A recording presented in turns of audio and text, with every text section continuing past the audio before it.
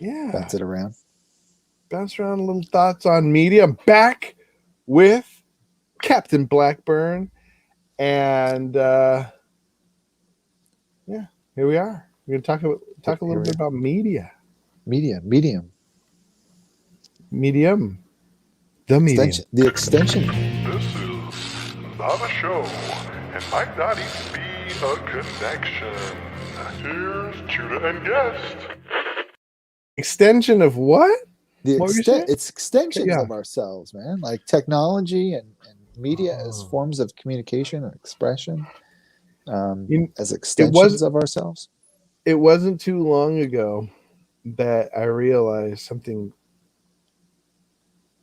terrifying, and that was that we have become cyborgs. You know, to a large extent, like, sure, it's not half of our face and but it's not implanted, but when it's not with me, I feel naked. I feel its lack. You feel its absence. I turn the car around and go get it. Yeah. Well, I mean, right? I mean, it doesn't help that those little things are expensive, and I'm always afraid I'm leaving it somewhere. True that. Yeah. So media, when you talking about media, define it for us. So yeah, I mean, this is taking like a really, like, most of the time when people have conversations about media, it's I think people use the phrase "the media," right? Okay. The media, and at that point, it's almost really been narrowed to news outlets. You know, it used to be print, then television. Now I think there's a little bit of an expansion into various forms of communication, whether it's podcasts, commentary, short form, long form stories, Twitter. You know, now we've got this intersection of social media and information, but you know, this would also include like the written word, printing press, art, sports, radio, billboards, even conversations across, you know, the table, and what we're doing. Like what we're doing is, you know, certainly now a form of media. We were doing had a couple weeks kind of dangling in the Sunday school curriculum and needed to fill it. And my fellow co-teacher, I said, well, why don't we, you know, quiz the kids on what some of the things they're struggling with, and the issues about the media popped up, you know, and you know, the differences of opinion, and you know, how to discern what's true versus not true, or helpful versus not helpful. And so we've just been struggling. I've been trying to struggle with it with the kids broadly, and I teach, you know, essentially high schoolers, late middle school, like eighth grade through 12th grade, somewhere in there. And you know, one of the things that popped up was, and you hear this all the time. Maybe you've heard this. You know, some of the more famous commentators on media, Marshall McLuhan being one, who's kind of famous for coining the term that the medium is the message. And really does a great job, if you ever read his book on understanding media, on just how the technology, that extension of ourselves, shapes discourse, shapes communication, shapes what's said, not said, how it's received, the ecology, like the world in which we begin to understand things. But one of the things that comes up is that these particular forms of media are, in general, neutral. You know, that the things in them of themselves aren't necessarily good or bad, but in how we use them. And so the question that arises is, can media be neutral? Can anything be neutral? And I think, you know, even defining neutral is important. Yeah. And I think, you know, to me, it's not so much ideological neutrality, though. Like my co-teacher, that's where he tends to go. Like, the kids need to understand what the truth is and how to figure out what the truth is. And I'm kind of pulling back more on like, let's just talk about the stuff that we use and how it influences us before we get into Right. this other topic, which we could spend 12 weeks on. Well, that's a good question. What is neutrality? Because if you talk about it as being in the middle, Mm-hmm. that sort of misses the mark of true neutrality, right? It's like, and it begs the question of, is there anything that is neutral, right? That doesn't actually have pros and cons, that has costs and benefits, that or is there anything active that doesn't have it doesn't have some kind of powerful thrust in one way or another. In other words, is something that doesn't have an agenda, but it's more than that, that is pushing a person in a direction, in a certain direction. Sure. Yeah. I mean, the one that comes to mind in form of communication that to me has significant and obvious limitations is Twitter, as far as forms of social media. And some people really love Twitter. But my struggle is anything worth saying probably takes a little bit more than 144 characters. And when things that are complex get reduced to sound bites, and everything becomes Truncated. has a tendency, yes, to be truncated, reductionistic. I would even use the term whitewashed. Broad strokes. Everything becomes broad strokes with just a handful of characters. And the older I get, the more my appreciation for complexity and things that are just complicated. It's at first sight, it's not as simple as it appears. Grows. Well, I mean, that reminds me of like another aspect of media, Drudge Report and other news outlets that have truncated the news into titles, right? Like headlines, to where we don't even I'll use I statements. I don't even read the article anymore. Just I get my news from the title, the headline, the above the fold. Like what used to be in the newspaper, right? Like what was above the fold. Yeah. And then in bold letters, and then got progressively smaller. Right. Or the what is it called? The snippet or the summary or so exactly, like instead of reading the entire scientific breakdown or academic journal article, one can just simply read the abstract. That's what I was looking for, the abstract. Browse the abstract, right? Which I mean, it sometimes is rather efficient. Abstracts. And I've struggled with this too. It's just it takes time and effort to really dig in to try to understand something. And then what made me think about it is just kind of reflecting on what we're doing. Because it really struck me, like we've been doing this for a little over, you and I, but a little over a year now. And as a medium, it's a conversation. And what I think is fascinating is that because we're using video technology and we are effectively face to face, we're having a conversation. Yeah. And then we're having a conversation in public, which means it's open to commentary, and open to interaction. And then even in the midst of and we're having sometimes just fun banter, but sometimes we're bantering about pretty serious topics. It's a struggle to find sometimes consensus and to communicate to where like I understand what you're saying and you understand what I'm saying and we understand what the listeners are saying. And just the sheer complications of even the most basic of human communication, which we're doing, is difficult. And so again, I mean, like pros and cons. Like I was just appreciating before we got on in my own mind, like this is about other than like sitting on a front porch or being in some kind of like big conference room with other people there, Yeah. as far as like human connection and communication, like this is about as good as it gets. That's true. You know, even with all of the potential shortcomings and difficulties and struggles, like this is as good as it gets. And it makes me wonder about all the other forms of media that we have, which have their own pros and some significant cons that bear examination and thought. You know, it's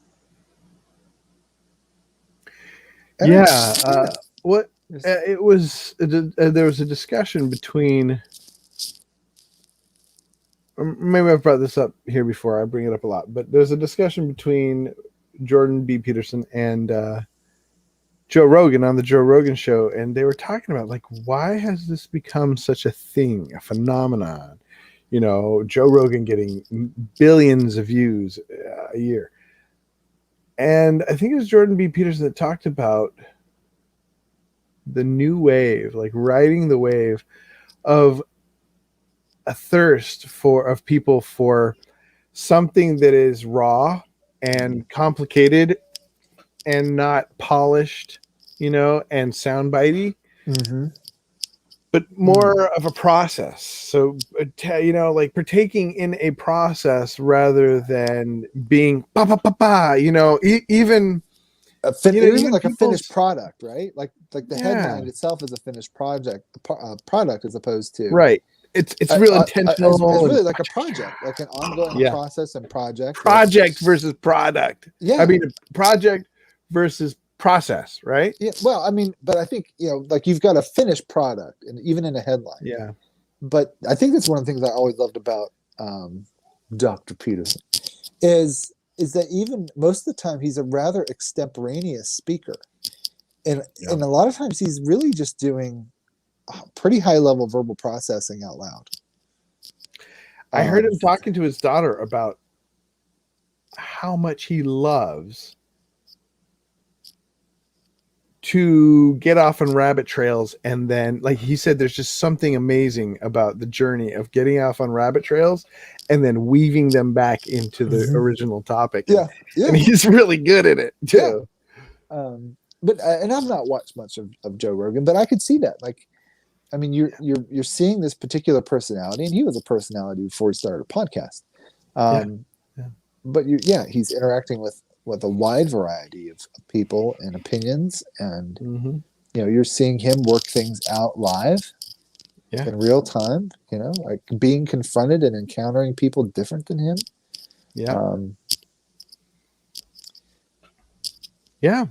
And you know, and working sometimes things out, getting high with Elon Musk. I mean, you know, whatever.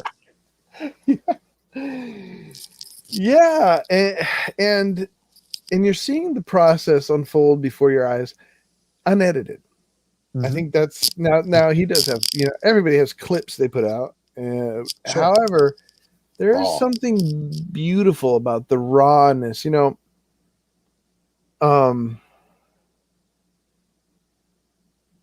When there was something magical about Peterson putting out his classes unedited. It just, they're kind of, the sound quality wasn't great, the visual was okay, it was like herky jerky, but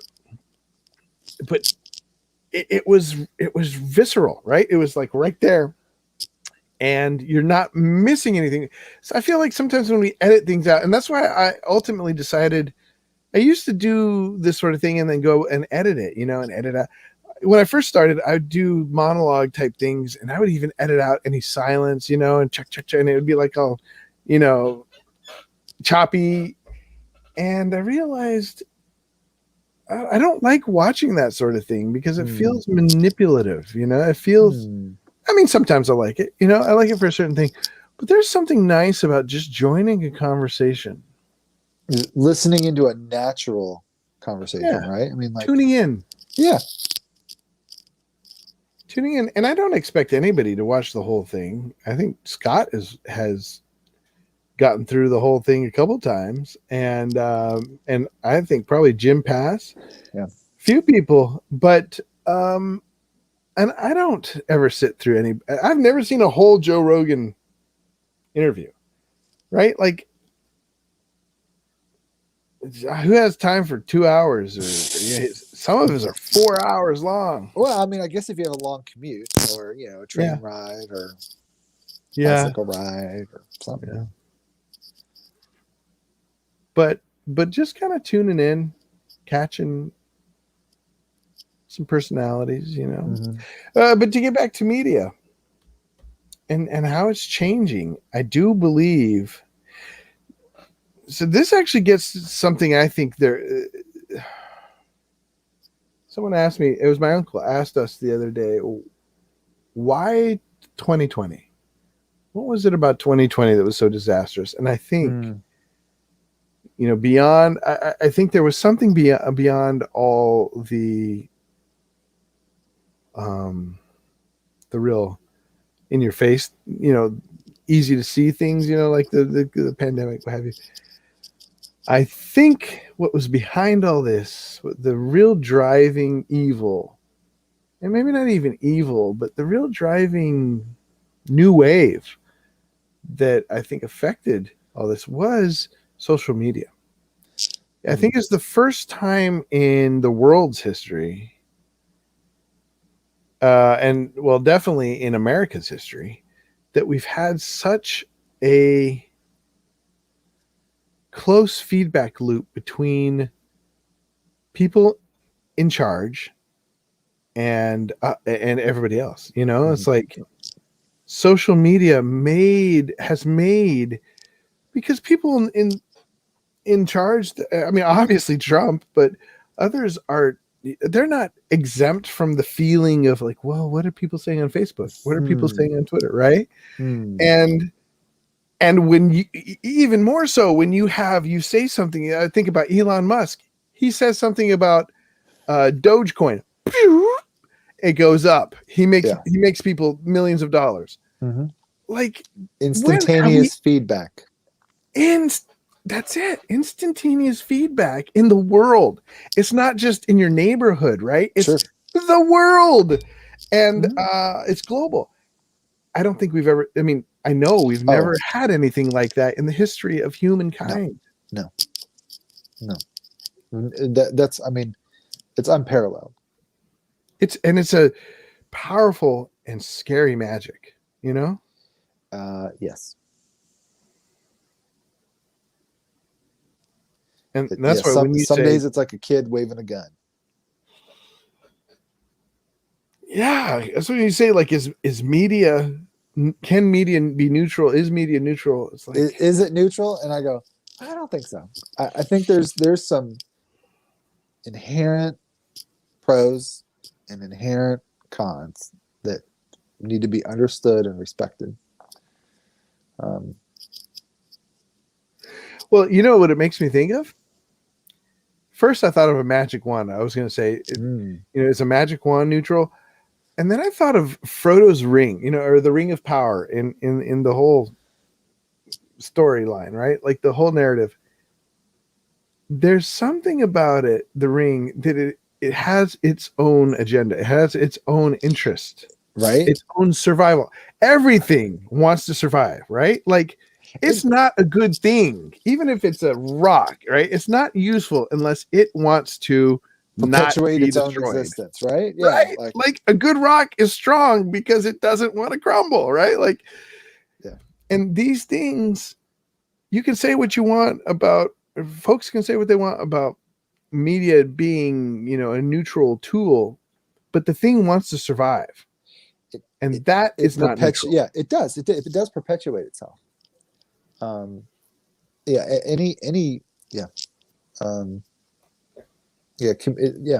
takes on said a different way. It takes on a life of its own. And kind of what you were talking about before, the messages in the medium. The medium is a message. Was Marshall McLuhan's kind of big tagline. Though I've really appreciated reading. There's some stuff in his book Understanding Media that is just downright prophetic. Really? Marshall. Oh yeah, Ford likes him. My dad talked to me about him I mean, we're talking had about in the 80s he was writing, right? 50s, 50s. 1950s, I was way off. 1950s. He's prescient. Um, it's one of those books that you hear people talk about, and I was like, Yeah. well, we're gonna dig into this media thing with the kids. So, I've heard about this book. I think I'm gonna crack into it.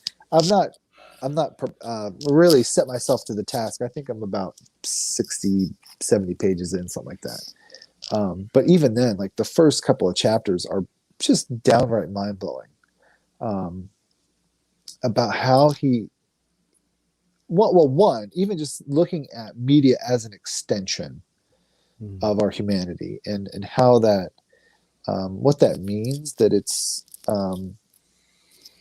he takes this stance that when we add on these extensions of ourselves, that by that there's essentially also a concomitant, like amputation, like we lose part of ourselves Yeah. in the extension.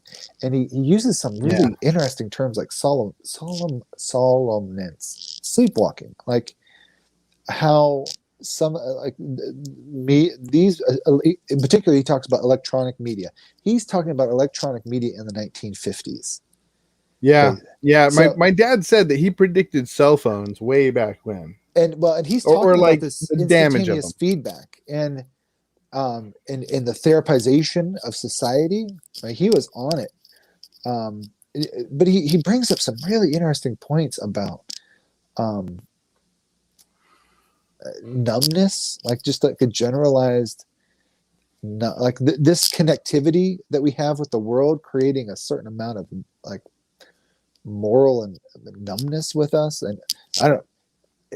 It's one of these books that I'm like, when I get done reading it, I know I'm going to have to go back and read it again, because it is chewy, That's the and best and kind. definitely, I think in the modern age, it's a must read.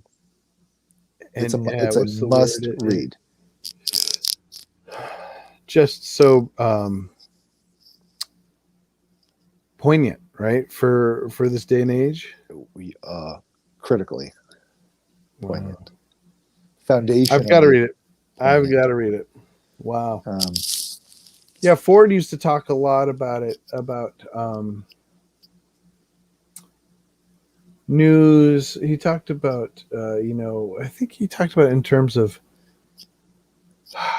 intentional obsolescence, or built-in obsolescence and stuff like that. Things that perpetuate, like we're saying, how technology in particular perpetuates itself. It as we were saying, it doesn't. Its survival is particularly, there's something. It's built in to its DNA, right? Like, well, and I think that's the struggle, is that I think I find so fascinating about McLuhan, is that he really is keying in that, like, technologies in and of themselves don't have a consciousness. However, they create a system. Like they really are systemic. They create a life. Well, they in a An way, ecosystem. yes, now an ecosystem. Like certain technologies, make other things obsolete. It's just like, when they invented sheetrock. This is my struggle when we're talking about houses and stuff. Like when they invented sheetrock, the idea was, we were going to build, relatively, sturdy and beautiful but inexpensive homes. But try to find somebody that does plaster work now. So if you own a home that has any kind of plaster work in it, it's very hard to find somebody that can do that kind of work. It's just like, when I'm in downtown Bristol, or you go to any, old or downtown, that has legitimate stonework, like buildings that were built pre World War II. Find me somebody that can do that. And in that, Chanda doesn't understand why I hate sheetrock, in particular drywall. It's because it's paper mache, and it flies in the face of. It's exactly the opposite of stonework, right? Water destroys it. It's boring and flat. It's prefab, it's just all the opposite things of stonework. Or wood. Wood, any kind of I'll use the term like a truly durable material. Yeah. Now that's the hard part, right? Like, so it perpetuates a system wherein, like, now that we're that far along, like, it's one of the few reasonably priced, materials that you sheathe the wall with. Yeah. And especially an interior wall. And what other alternatives are there? Very few, other than like something that's like even cheaper than sheetrock, like paneling. Yeah. Well, see, that's what I was going for. My brother disillusioned me of that real fast. I wanted to do thin paneling. What do they call that? I can't remember. Like a thin plywood paneling.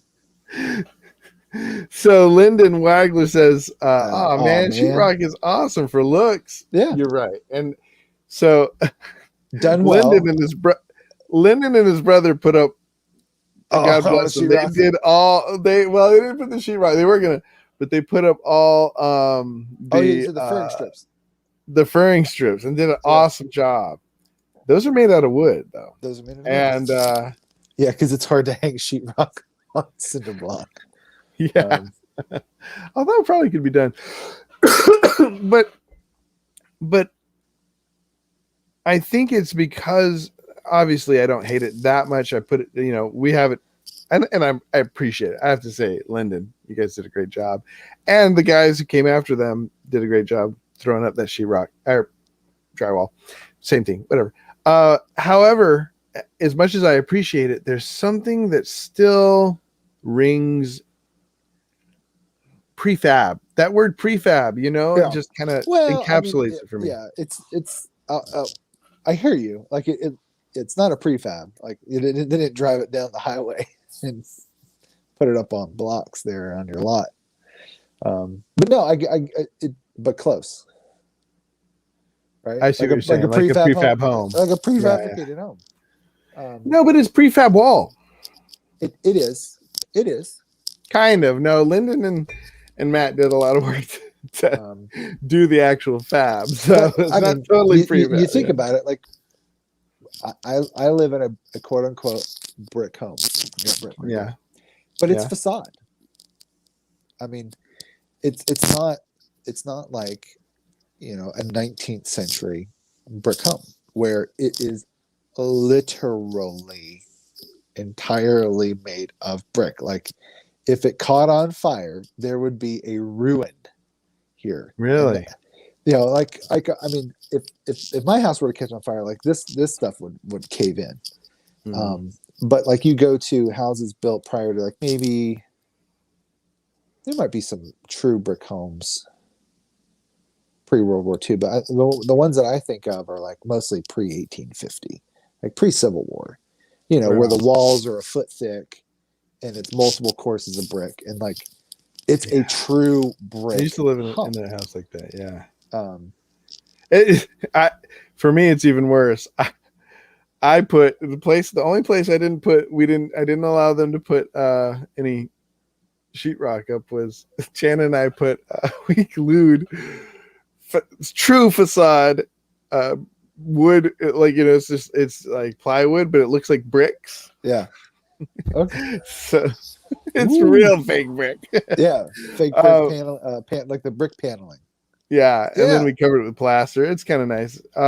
Lyndon says it's definitely a pain in a moisture situation, and see, that's what got us into the topic, was the idea of the ecosystem it creates. And I think so. When I used to do this with Ford, he would get livid about the fact that people were going down into the bayou and going down into Florida and all these panhandles and building these houses built out of paper mache, and then complaining when a tornado turned it into wet paper mache. A hurricane devastate, a hurricane. flats. I mean, yeah, hurricane. Yeah.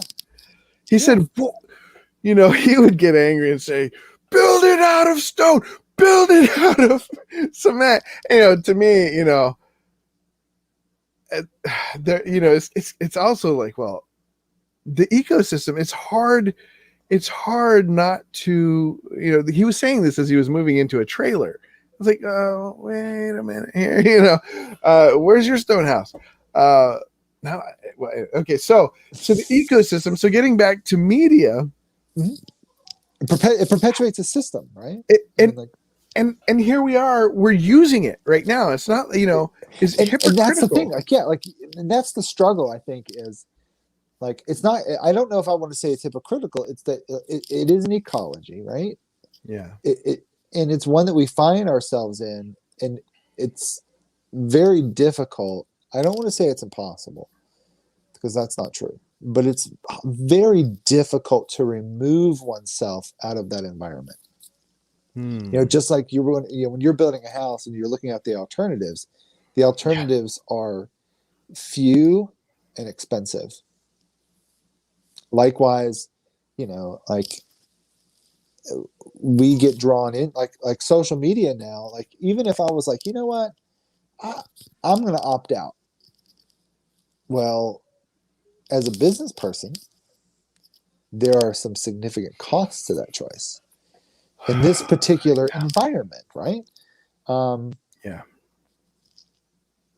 So it does. It creates a self-perpetuating system in a way that probably in some way, shape, or form will be superseded by some other technology or other form of media. That makes me think of the mark of the beast, how we will not be able to do commerce without participating. Well, I mean, you still can. It's just is a struggle. No, I know. I just it's one time that might have sounded crazy, preposterous. Yeah, crazy. Yeah, no, but now it's like easy to see. Like, holy cow! If Google doesn't let me use their product, what would I do? Right. If Facebook, just say Facebook kicked me out, like they kicked out Trump. Say Facebook. I'm not even. A small period of time. What like how would that change my life? Now it wouldn't ruin my life, right? But like you're saying, as far as commerce and connection and marketing, such things, it would communication make it different. It would be like being transported to I don't know, the 80s, when there was the phone book and the newspaper and radio, and billboards and and it's even worse now, right? Because have you memorized any phone numbers in the last 10 years? No. My wife gets on me because I don't know her phone number. I should. I have a vague image of it. But it's like you're saying about the ecosystem, and to get back to the McLuhan point, it's like there's a death, right, of certain habits and other ecosystems die. Yes. Or they become, if they're not dead, I mean they're obsolete is close to death, right? Well, I mean they're ghettoed. I mean they're really put into very small places. Well, it's just like plaster guys. I can find a plaster guy, but I have to look hard, and I'll pay. In the Southwest, I bet you can find them a lot easier. All the stucco and well, this Adobe. is mostly that's more like stucco work. This is internal, plaster. Tell me what you mean about plaster. What is plaster? Plaster of Paris. So older homes have lathing, and then they put plaster on top of that, and then painted it. Which is a relatively durable surface. Laughing? What's laughing? Like wooden strips. Oh. kind of like furring strips, but finer. See, that's what I was gonna do. So it would be like lots of I was little. gonna put I was gonna put big strips, fat strips of plywood, and then not put plaster over it, but lots of coats of paint over it. Yeah, so I mean, But but houses up north in particular, there's a lot of plaster work. There's not as much plaster work in the south. Yeah, it's interesting. Plaster. My house is made of like a material called rock lath. The interior walls, which is like, it's an early form of like drywall. Okay. But it's thick. I mean, it's nearly an inch thick. And then, Really? yes. And it's called rock lath, apparently for a reason, because it is like I had some plumbers come in and have to cut through a wall and went through about $100. I think you're telling me about. Of like drill bits and saw blades cutting through it. But it's got little keys, what are called keys, like little holes in the lathing to hold the plaster. So I mean, it's really durable, but the problem, like in my house, like where it's settled in places, it just plumb cracks. So, yeah, well, that's the same with Adobe. I remember looking at my grandmother's, my Nani, her house, places where it's settled. You see the big, The nice thing about Adobe is that you can fill that in and paint right over it. It's good stuff. So media and I don't think we can get rid of technology. it. I think it's just being like, and this has been my struggle with trying to approach adolescence with this issue is I'm not saying get rid of it. I'm saying get wise about it. And I'm not saying that I even have answers for what that means. Well, maybe that means getting rid of it for short periods of time, being sure, like taking some fast breaks and being, discerning. That's the big word that I know I don't have enough time to really talk with, like, to teach around acquiring discernment. Like I it's weird. It's like I believe in objective truth, and I also understand that my acquisition of quote unquote objective truth isn't always as objective as I'd like to think that it is. And so I don't really want to whip that horse versus like acquiring wisdom and learning and acquiring discernment about like even if something appears to be true, is it helpful? It's like when I go online and I'm looking for news, maybe like I want to know what's going on in the world, and I get hit with the most like salacious murders and debauchery from various parts of America or the globe, and I'm like, is this being given to me because it evokes something in me versus like I want to know what's important, like. And the fact that some criminal someplace else did something horrendous and heinous, well, yeah, that's awful. And I don't live in Colorado. Right. I don't know if I need to necessarily be bombarded with that information all the time. I'm fully aware about how evil people are. And I'm not. Well, there's something. No, and there's something in there about connection. I don't know if I'm shoehorning this in. Yeah. But discernment to me, where my brain goes is spirit. Like what enables us to discern that is the spirit, our spirit. And the ability to apprehend and comprehend larger truths, right? Like, and still sort of feel like there's something in our soul there, right? Where we feel it's more than just we understand, like, oh, this is bad, or I think it's like I feel like this is yucky, like, and discernment I think as a process, it's more than just an intellectual, spiritual thing, but there's a physical aspect to it. Yeah. Like, how else do you learn what's disgusting? Exactly. Yeah. Yeah. I mean, like, And that's how the Bible, that's what scripture, yeah, that's what scripture talks about is, be disgusted by it. The training of our affections. Repulsed. Yeah. Like, and that's it's difficult, right? Like, I don't, like, I wonder about even my own kids. Like, like part of that I think is modeled, and part of that is, having discussions about, like, well, we've talked about what's this. been encountered. I think there is an aspect of truth. There's an aspect of truth. I think truth is I think truth is paramount. And yet there's an aspect of truth that is relational. A big part of truth that is relational in the sense that is not only conveyed and learned and ascertained relationally, it's also transmitted relationally, right? Oh yeah, absolutely. It's handed over. So it's literally tradition. So I think exactly.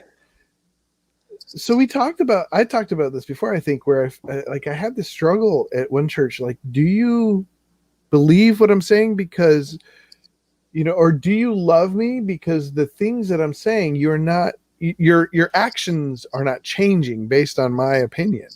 And I was thinking about, like, the people I love and their opinion their influence on me, and the relational aspect of truth and belief. Well, in belief in particular, right? Like, it's tied into truth.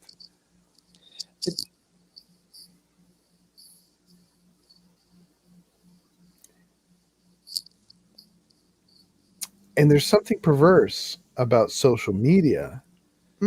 Social media doesn't hit it. Technology that it widens, it makes our influence too large. It makes my influence, not just the people I influence, but that influence me, way too large. But is that necessarily the fault of is that really the consequence of social media, or is that, like, it's not, the fault's not in the stars, kind of the issue, but in ourselves. Well, it's definitely in me, and it's it is very alluring. The power that's right? available, like there. There is a draw. There's a part of me that wants to maintain, like, no, I've got the power.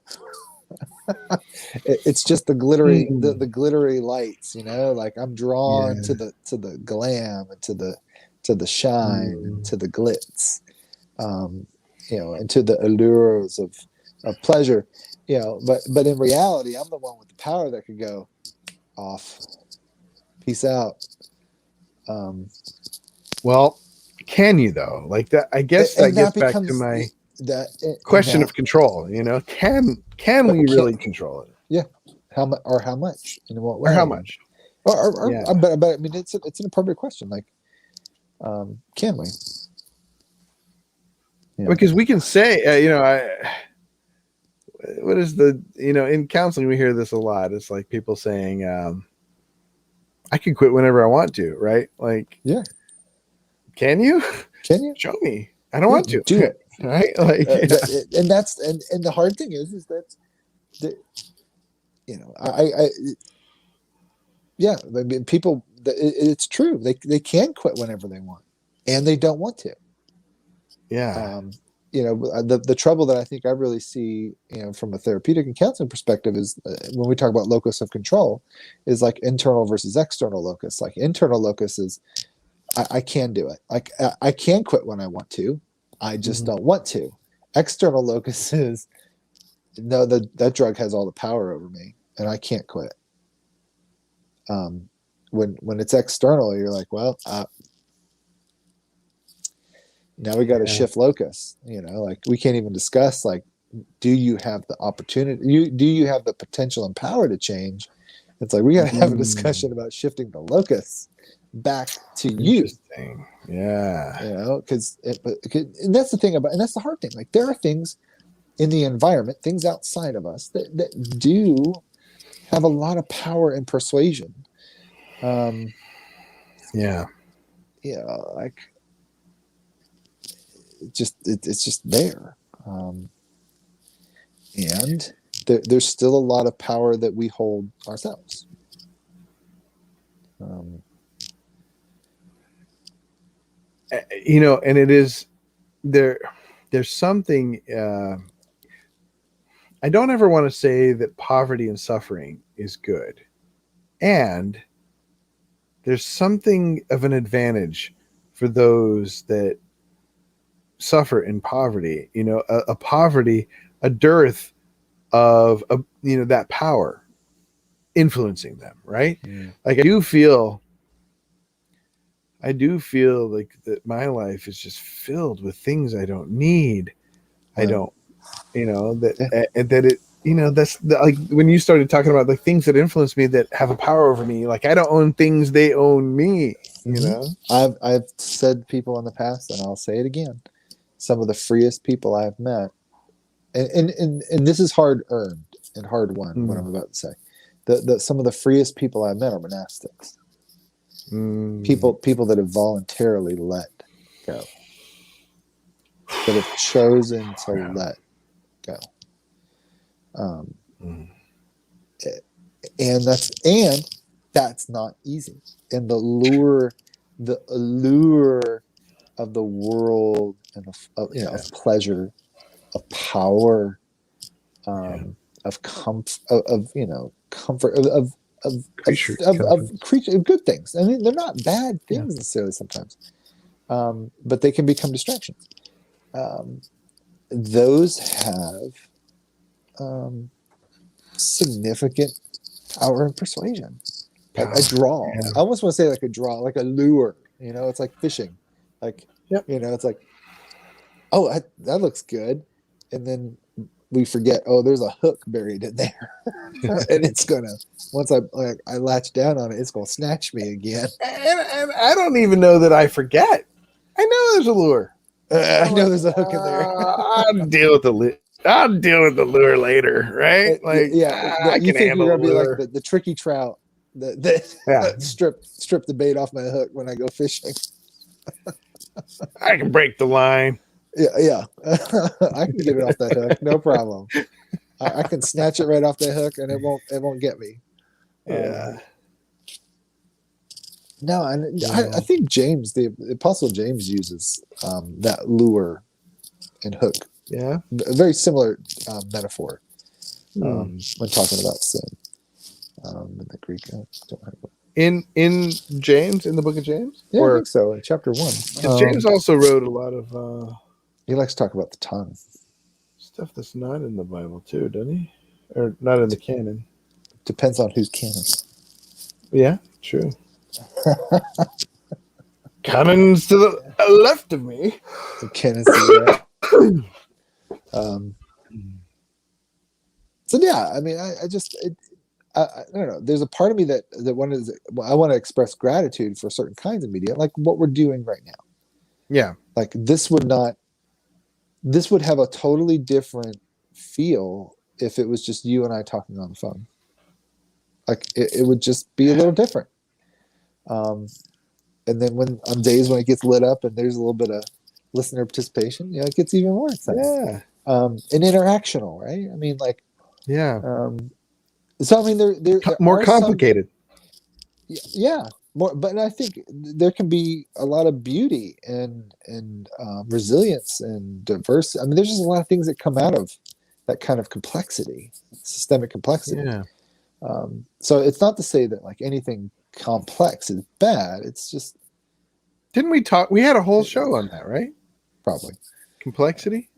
Yeah, maybe. Yeah. I tend to. Yeah, about the good things about complexity. But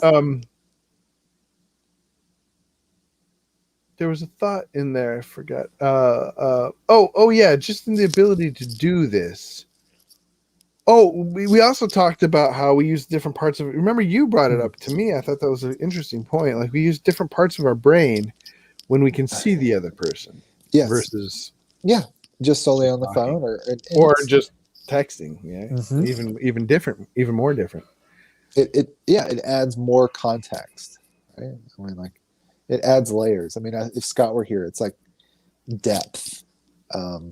It's like the depth of the image, the depth of the communication.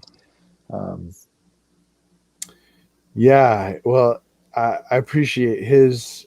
He's really showed me. I like his use of the word drama in art. Oh yeah, Drama. visual So, drama. yeah, the drama. Because typically you think of. Typically, I think of people use the word drama pejoratively, but it's not. Drama can be deep. It's like it's more than just how you doing. The dramatic arts. Yeah, Like there's and I think that's I the handful of times I've listened in, I do appreciate the way he talks about drama, and I think the thing that strikes me is when I think of drama, I think of movement, and there's movement in a static image. But because of the use of darkness and light and the way things are shaped and structured, that's sometimes just highly symbolic as well. That's a whole other form of media that I've not even begun to appreciate. Well, that also it also gets into the idea of clarity of communication. The ability, because I mean it's in the aesthetic that we're presenting, right? Like the aesthetic of what we're doing right now. There's certain things that are distracting. There are certain things that when I say like and so much, and these things these things are things that could be refined, and not because they are evil, but because there is beauty in clarity. There's beauty in and there's also like an inherent structure, right? Like a logic and a flow. To a conversation, to a piece of art, to a piece of music, to poetry, to a piece of furniture. And this is what concerns me. For sure. I mean, have you seen Ferrari versus Ford? No. You gotta. No, but I mean, even like just I'm not a gearhead. I'm not either. But that's a good movie. But yeah, and that's what concerns me about social media and in media in general. I mean, social media is, and I paint with a broad brush. I'm talking Discord nowadays, and that's what I there's don't so know many much about. Discord and Telegram. They're used. It's like, there we go, saying like it's similar to Twitter, except on steroids, in the sense that it is purely just a forum. It's just a forum. You have people that are tuning into the forum. So I follow a couple. But it's text based. Well, and it can be audio based. Sometimes people will get on and the forum is like this, except anybody can join in. It's very interesting. The kids love to do the old this gets a little into the weeds, but especially for people who don't like football or fantasy football, but I did a fantasy mock draft, or did a fantasy draft with a bunch of high schoolers, and this is how they wanted to do it. It's all like, it's like this, except you can't see anybody, and it's all like audio. I hated it. It's because it's just, it's madness. Yeah, it sounds like, chaotic right now. Yeah, it's very chaotic. But they liked it. Mm-hmm. Interesting. And that's how the Discord tends to be too. You have a lot of, like I said, it's but Twitter, but like people. Is it just me, or is the name itself just kind of want to raise an eyebrow? Like, this is a social raise some concerns here called discord, like discordant, like Yeah, okay, I think it's supposed all to right, be playing on the discourse, okay, you know. yeah. But you're right, there is a discord in the discourse. uh Lyndon says Ferrari versus Ford is awesome. Judah, Oh, I never noticed you using certain words too often. Thank you, sir. We probably will now. Dang it, I shouldn't have brought it up. You're a um, great speaker. Thank you, really appreciate it, Lyndon. Wow. he gets a lot of uh, practice. well, here's the thing is, I will listen to our discussions later because I find them interesting, and I don't know. Sometimes I'm like, what did we say about this? Because I want to go back and I have over the years tried to work on it, and man, I used to be just a like and It's so now like, I hear it in other people, you know, it's like, and I realize I you have know, it's a cultural thing mhm. because he might be watching right now, but my uncle, one of my favorite uncles, he's very into he's very what do you call it, he's kind of young in his approach to culture, he's with it, he's hip, He's as hip. the kids would say. Yeah, He's hip, as the old people would he's say. hip. He's hip to be square. His fashion sense, and he's in our zeitgeist, right? I noticed he uses like a lot as well. I was hearing him saying, and I was like, it's not it doesn't necessarily have to be a generational thing as much as a cultural, Yeah, almost fashion I in there. see that. Yeah, and I almost want to say to a certain degree it's regional, and that's the thing. Like, Interesting. but technology and media flattens that, right? Like it just really levels. Yeah. Right. Like if a lot of things, it's like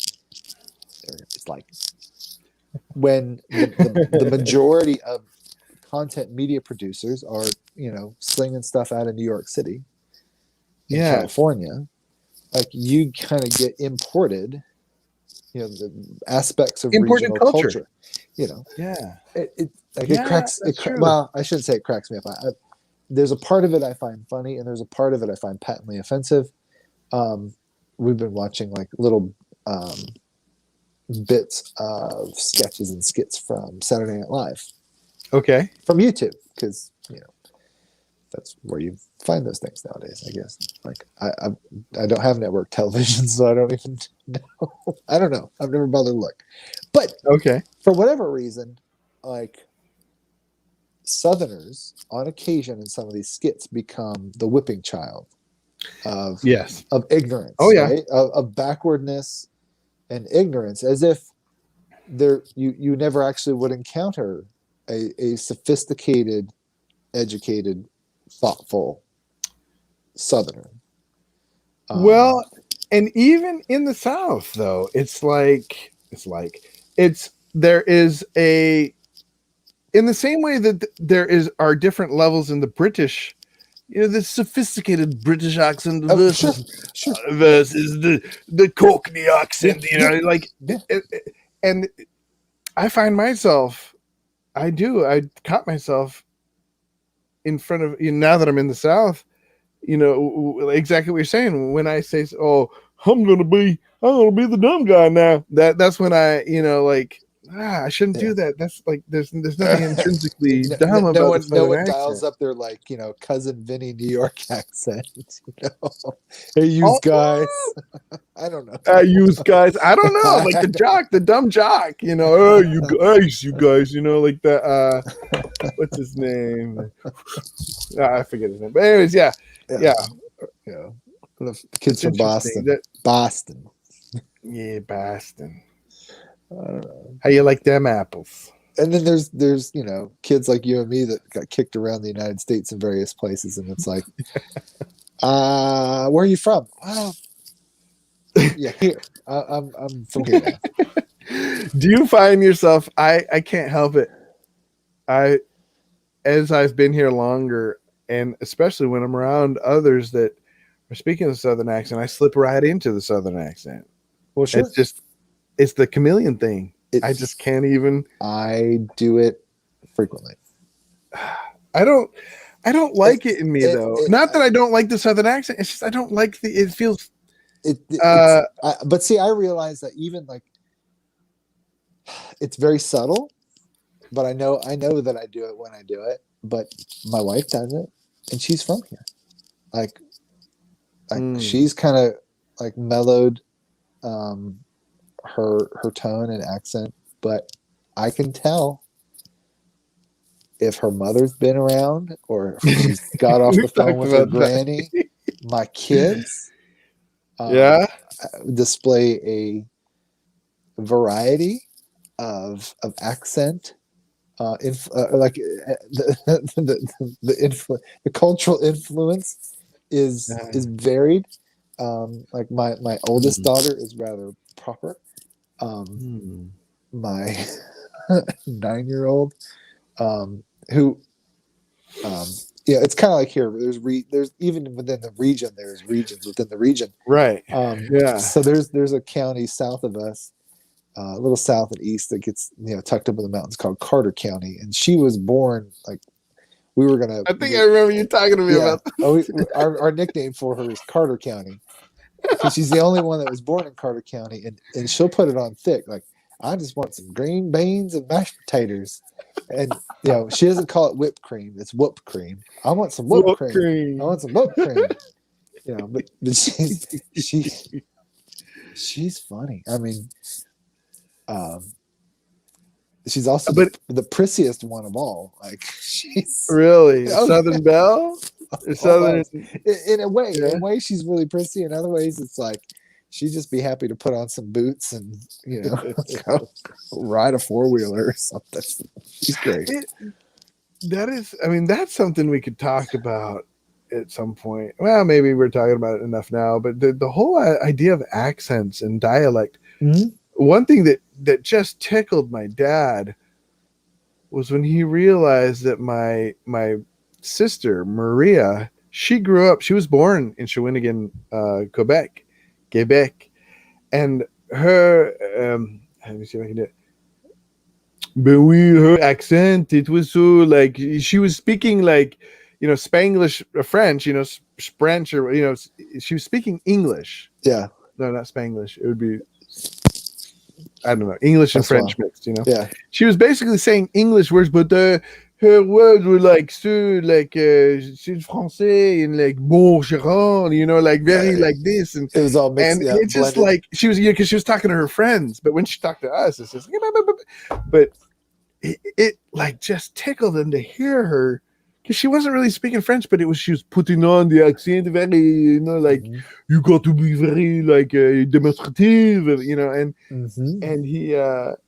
And I remember him telling that story and thinking, what the heck? What are you talking about? But now I see myself, influenced by accents. And actually watching videos of me speaking French, the words are not very, I don't think they're exact by any stretch of the imagination. But man, I turned on the Québécois, le Québécois was very heavy with me. It's interesting. It's just the different. And I think that's part of the dark side, the shadow side of some of these things, is just the leveling of the media, particularity, real diversity, of uniqueness, and there's no petri dish anymore, right? Like I just realized that the other day. There was something about that. I told Chanda nobody would have. It was like some kind of embarrassing thing.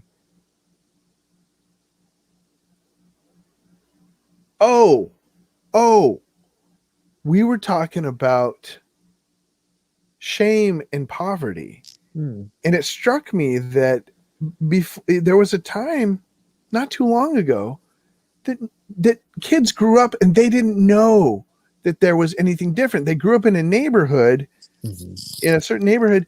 They didn't have any picture or vision of anything else. Actually, when I grew up, like, there was nothing for us to ride hand-me-down bikes, right? But and that's maybe a bad example, but now we have kids are growing up with examples of not just higher class culture, but prefab, like put on, like they're showing the best and the sexiest, in social media. It's keeping up with the Kardashians and keeping up with whoever.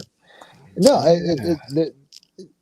don't know. I think some people knew they were, poor, but they weren't being bombarded with the contrast, right? Yeah, exactly with the it's like if you skipped a meal. No, I'm not saying they didn't know they were poor, but but no, but their neighbor was poor too. It was like whereas now our neighbor is right is like I turn on the TV, right. It was already hard enough to keep up with the Joneses. Turn on the computer. It was hard enough to keep up with the Joneses. Try keeping up with these other people and their picture perfect lives. Exactly. Yeah. Hashtag best life. Yeah. It's not their best life. It's their only life. Hashtag best life. Yeah. I'm living my best life. And it's like, well, it could be better. It could be worse. Yeah. I don't know if I'm going to go with superlative here and say it's best. Like that to me just sounds like wishful thinking. Maybe even, dare I say, magical thinking. It also gets into fantasy. Or is it fantasy or is it delusion? I'm not quite sure which. Lyndon says this was apropos to an earlier discussion. That's right. He gets good practice, Joshua.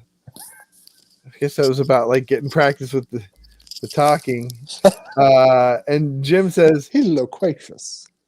Don't you think the language thing is the individual desire to fit in? Yeah, and I think that's what that's what we were just talking about, how dangerous that can be. It's in group, out group. It is.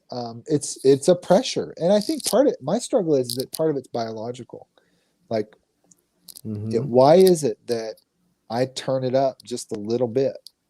Like, do I normally speak with a twang? I do not. But does it kind of, if I'm in the right place and with the right people, does it kind of, it's like if you play guitar, right?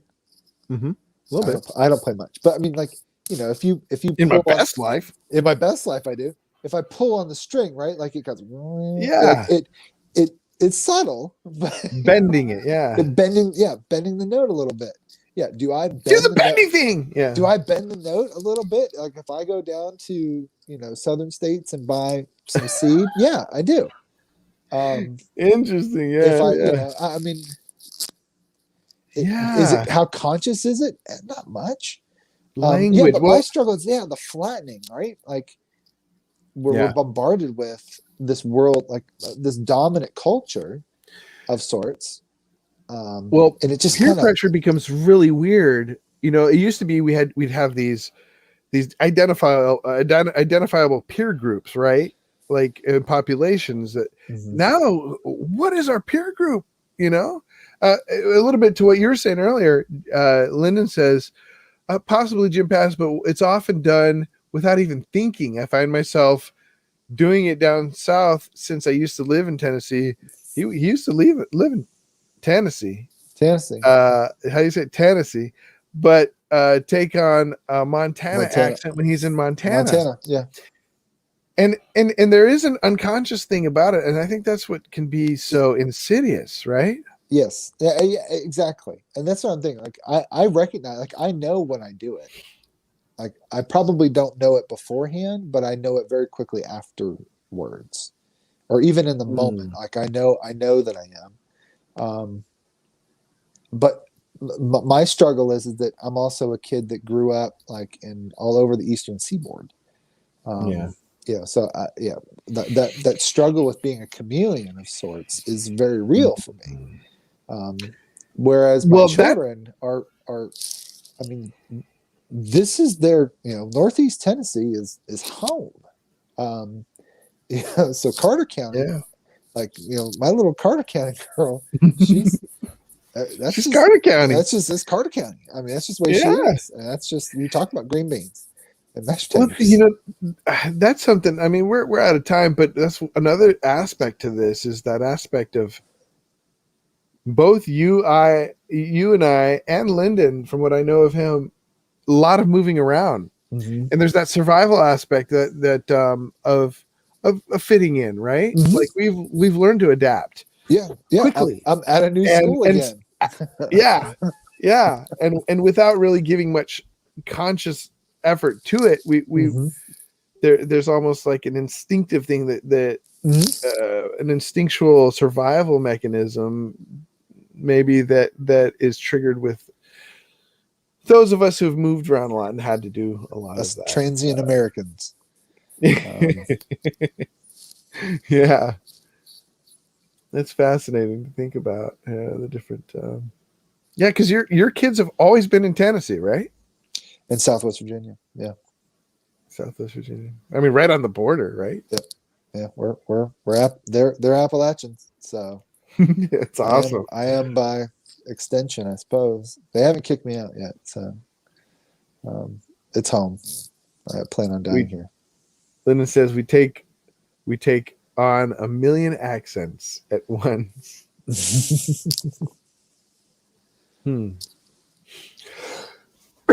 Well, then we could also get into. I had this argument when I was a kid with my dad about whether or not there's a such thing as not having an accent. Because he said, even when you think of someone who doesn't have an accent, that's an accent. Of course, he's a linguist and he knows way more than I do. However, there was one good point that I made. I still make to this day. I hold on to it. And that is a robot. Does a robot have an accent? Just words that are pronounced phonetically. And that's the main one. He was saying you're just holding on to your you're just glorifying your Midwestern accent. That's all. Yeah. Anywho, we need to give up. No, not give up, but it's time to hang it up for the night. Hang it up for the night. Yeah. Yeah. And then we'll come back around next week if the Lord's willing. The creek don't rise. Creek don't rise. Amen.